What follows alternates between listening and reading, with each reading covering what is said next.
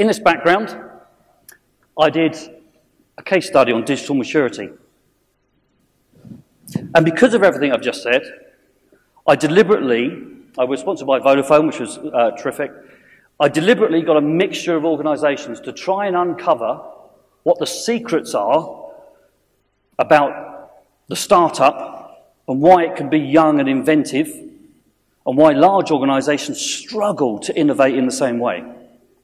So I haven't got time to go through the whole thing today, but I will go through a little bit of it.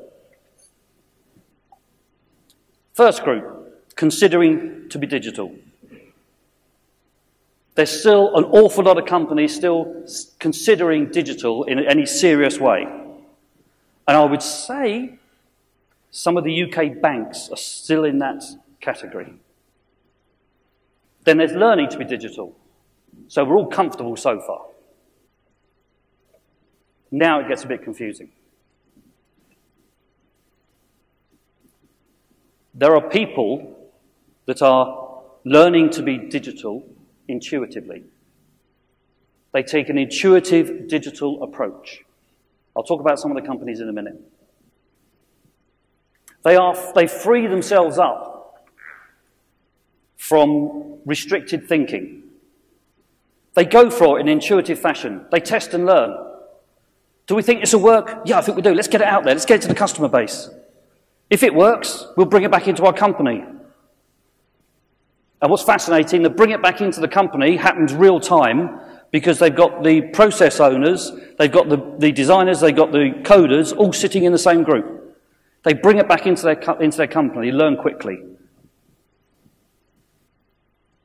You've then got the deliberately digital.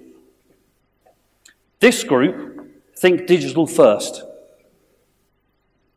The logical ones here are Google, Facebook. I've got some others to show you as well.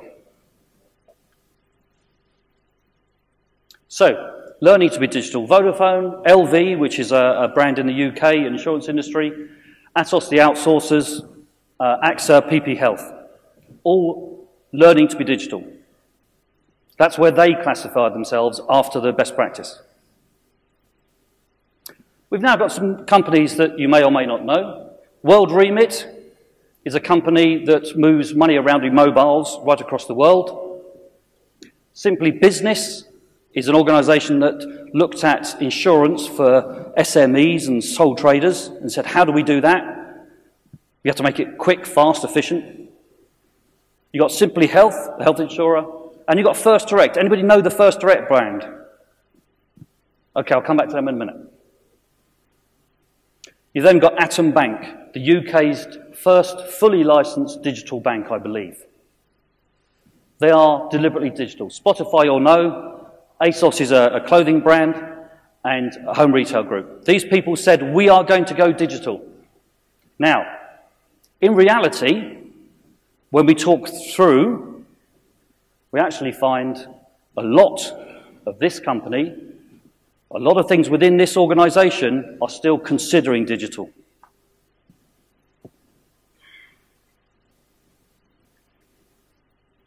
These people are now dropping back into learning to be digital. Why are they dropped back into learning to be digital? Because they built themselves intuitively. They're now facing the problem where they have to make it a solid state delivery. So they're having to take a deliberately digital stand. What these people do know now is what deliberately digital, what good looks like. So the top group knew what good would look like before they started. They gambled. In Atom Bank's case, they gambled a lot of money. That we know what good looks like. So, within your company, I haven't got time to go through the whole thing now, there'll be people at different stages on this journey, and you're thinking about them already. Where are they, and what's the approach they're taking? So First Direct, when I started looking at customer experience, would have been deliberately digital because they were the first bank in the UK to have no branches. It was phone or website.